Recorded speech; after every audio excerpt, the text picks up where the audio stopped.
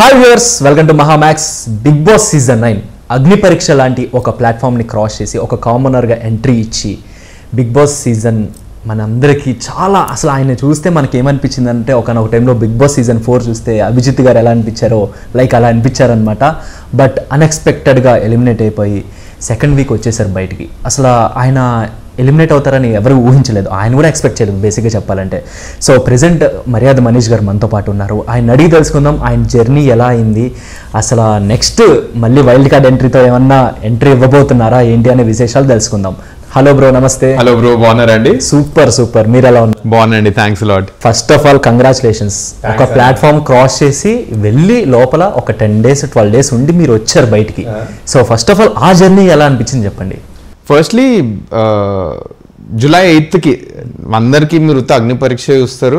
నాకైతే నా journey start అయింది July 8th.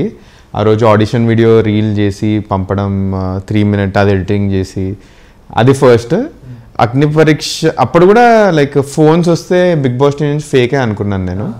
బట్ తర్వాత మా గ్రూప్ డిస్కషన్ రోజు అప్పుడు రియాలిటీ హిట్ అయింది. అరే ఇది నిజంగానే అవుతుంది మనకి. ఒకటి కాన్ఫిడెంట్ ఏముండే అంటే నేను ఉన్న స్కిల్ సెట్స్ తోటి అట్లీస్ట్ టాప్ 15 అయితే పక్కా వెళ్తా అనుకున్నా. అగ్ని పరీక్ష టాప్ 15 అయితే కొట్టేయచ్చు అనుకున్నా, అదే అయింది.